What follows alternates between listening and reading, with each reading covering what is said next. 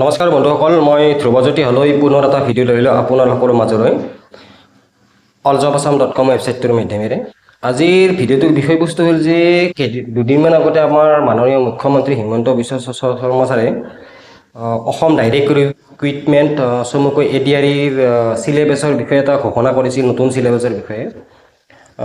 কিন্তু মাননীয় হিমন্ত বিশ্ব শৰ্মাই যিখিনি নতুনকৈ আপোনাৰ ৰিক্ৰুইটমেণ্টৰ মানে চিলেবাছৰ ঘোষণা কৰিছিল, তাত দুটা পৰীক্ষা হ'ব বুলি কৈছিল।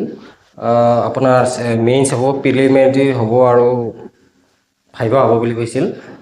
গতিকে এতিয়া বৰ্তমান হিমন্ত বিশ্ব শৰ্মাই নতুনকৈ ঘোষণা কৰিছে যে আগৰ ছিষ্টেমতে আপোনাৰ এক্সাম হ'ব, মেইনছ আৰু ভাইভা হ'ব, তাৰে মাধ্যমেদি আপোনাৰ চিলেকশ্যন হ'ব বুলি কৈছে।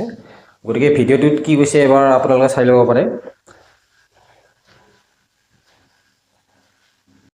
এইবাৰ আমি প্ৰিলিমিনাৰী পৰীক্ষা নাপাতো, মেইনছ আৰু ভাইভা ভচিৰ মাজেদিয়ে আমি পৰীক্ষাৰ ৰিজাল্ট দিম।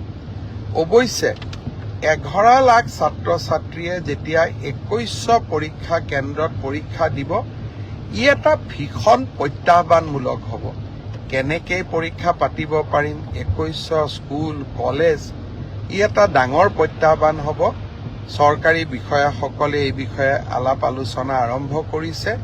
ৰাইজৰো সহযোগিতা লাগিব। কি ধৰণে পৰীক্ষাটো বিতৰ্কৰ ওপৰত ৰাখিবৰ কাৰণে ৰাইজৰো আমি সহায় ল'ব পাৰোঁ, তাৰ বিষয়ে আমি চিন্তা চৰ্চা কৰিছোঁ। সময়ত আমি আপোনালোকক ক'ম। 3 অক্টোবৰৰ পৰা পুলিচৰ ইণ্টাৰভিউ আৰম্ভ হ'ব। তাত এনেকুৱা কোনো অসুবিধা নাই, যোৱাবাৰ যেনেকৈ নিযুক্তি হৈছিল এইবাৰো হ'ব।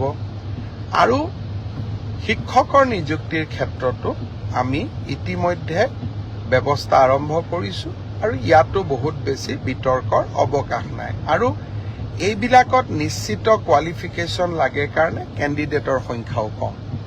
কিন্তু তৃতীয় আৰু চতুৰ্থ শ্ৰেণীত এইবাৰ অসম্ভৱ প্ৰাৰ্থীয়ে আবেদন কৰিছে। সৰ্বমুঠ 18 লাখ আবেদন এই 14,000 পোষ্টৰ কাৰণে আমাৰ ওচৰলৈ আহিছে। যি কি নহওক, দুই এজনে সুধি আছে যে চিলেবাছ কেতিয়া দিব। মই অহা পৰহি বা মেক্সিমাম 4 দিনৰ ভিতৰত চিলেবাছ দুখন প্ৰকাশ কৰিবৰ বাবে মই ৰিক্ৰুইটমেণ্ট কমিশ্যনক নিৰ্দেশ দিছোঁ।